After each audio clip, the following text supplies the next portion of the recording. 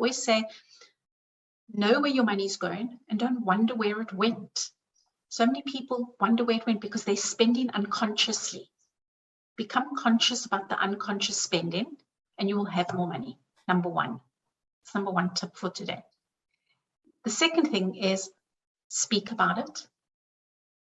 Make a date with yourself to sit down and look at your budgets. I always tell my clients to take, and I've got a drawer full of them, different color highlighters, and get the bank statement, the credit card statement, and highlight the essentials.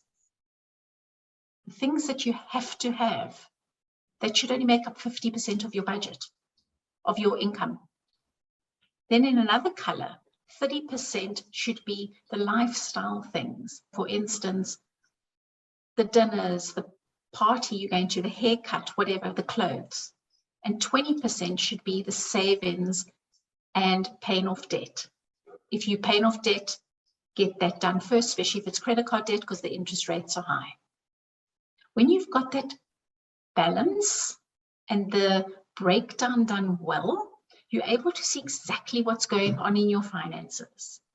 When you find you're going through and there's just, for instance, you take pink for things like the fashion or the things that you don't really need, the lifestyle, and there's just a hell of a lot more than 30%, then you need to realize that things need to change. What can I do without? And get that into 30% of your income, of your salary. So that's a really useful tip, to sit and actually look what is going on.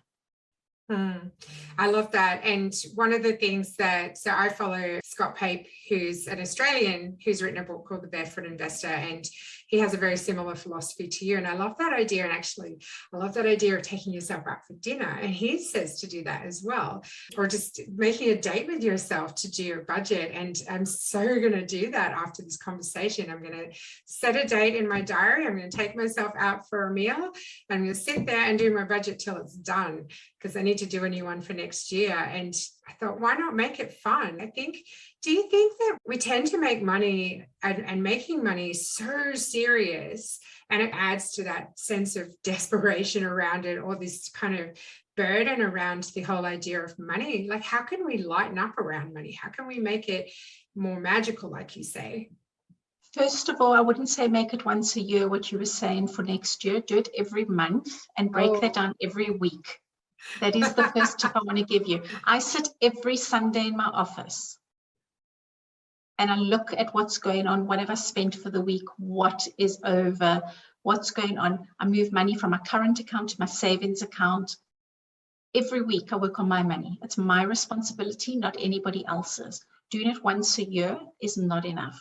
You need to do it literally on a weekly basis, on a monthly basis on the big plan, and then break it down into weekly and see exactly where your money is going. You will find that you actually have more money at the end of the month if you do it on a regular basis. You become conscious about the unconscious spending. Money is like an energy. When you attract money, you allow money to flow into your life.